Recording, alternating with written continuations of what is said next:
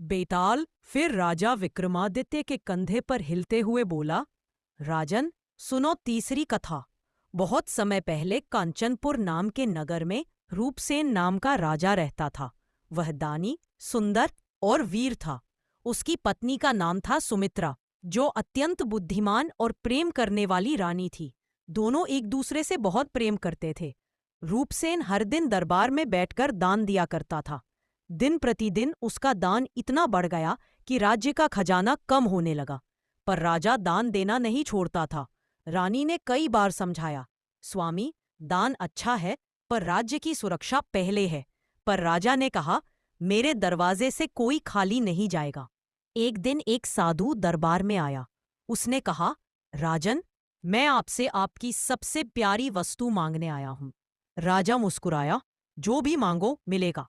तभी साधु बोला, मुझे आपकी रानी सुमित्रा चाहिए, क्योंकि वह आपके जीवन की सबसे प्रिय चीज है।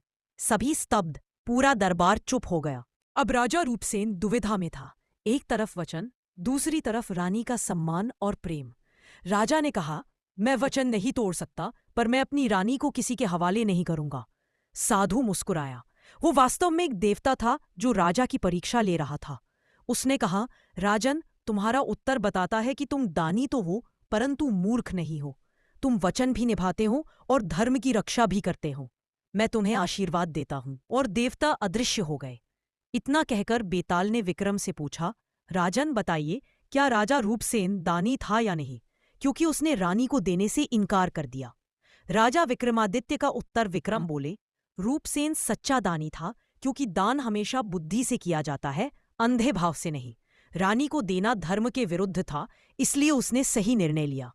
इसलिए वो दानी भी है और धर्मप्रिय भी। यह सुनते ही बेताल हंसा। राजन, तुम सत्य बोल बैठे। अब मैं फिर पेड़ पर जा रहा हूं।